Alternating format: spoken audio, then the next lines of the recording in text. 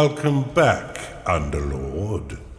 It's been a long time since you were banished to the ether. You've returned as a husk of your former self, but I've taught far denser Underlords than you. Let's start with the basics. This is your dungeon core, the tether that allows you to manifest your malignant will. If destroyed, your consciousness will once again be scattered to the void. Your workers are an extension of your dark will. They have many jobs, but their main focus is in carving out the halls of your dungeon. Put them to work by clicking and dragging your cursor upon the flashing tiles to tag them for excavation.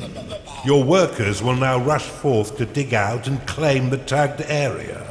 Once they have laid down the stones, marking the ground as your own, you will be able to build rooms upon the finished tiles. While your lackeys get to work, look to the east of your dungeon core. This is a gateway, one of the many portals that you'll use to attract minions to your dungeon. Order your workers to dig a path to it now.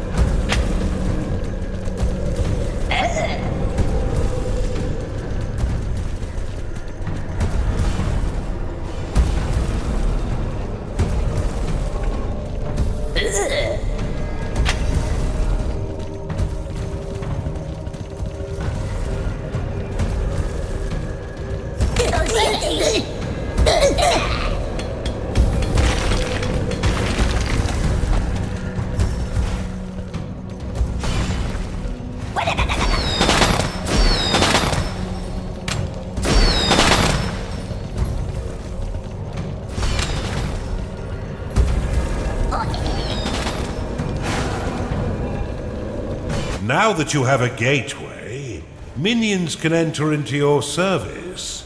But first you'll need to build the rooms necessary to entice them in. Start by building a barracks.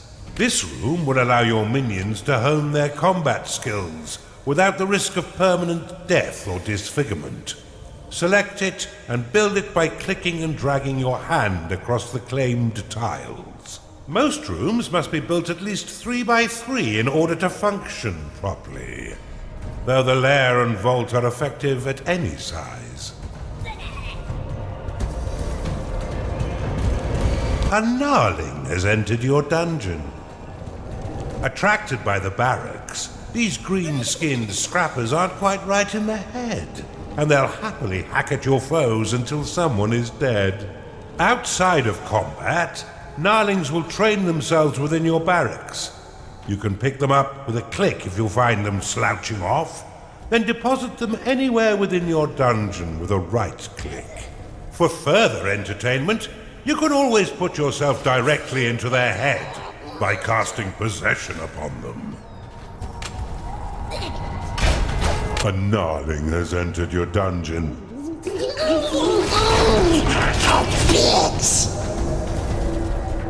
Fight!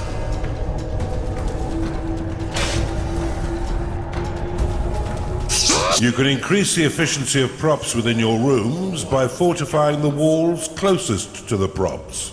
Workers will fortify walls automatically when they've completed all their other tasks. Now that you have some minions, you will need to cater for their basic needs.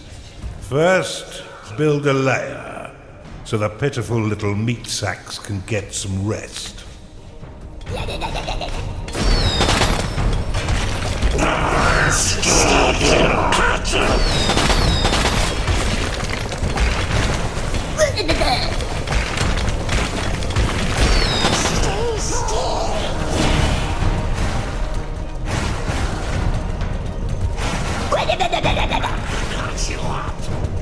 Well done. But see how your gold reserves have been depleted.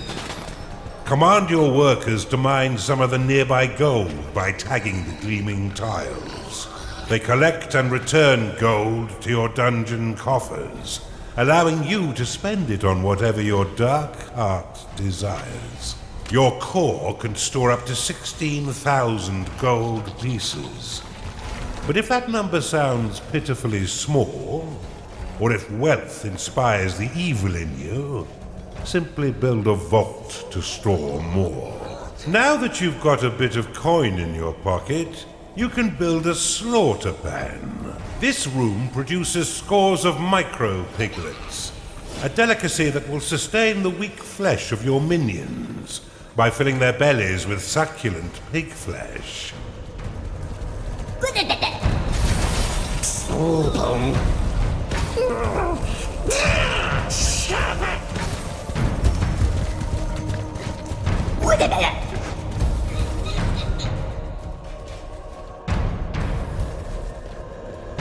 Your dungeon has been breached. Cast Rally upon these spectres, and your minions will immediately sally forth to wreak bloody havoc.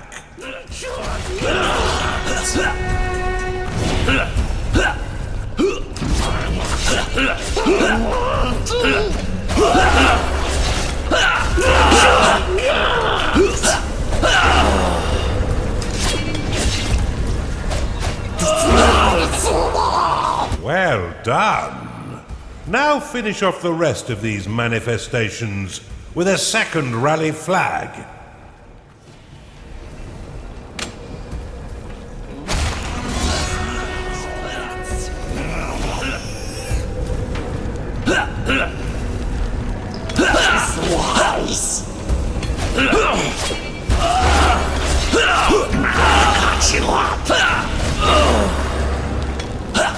Your gnarlings made short work of those spectres, but see how they still circle the flag.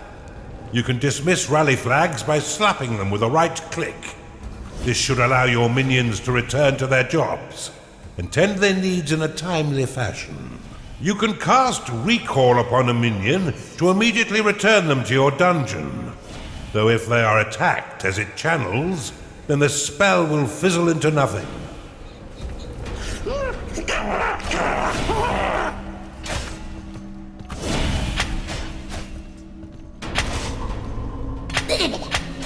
Stay still.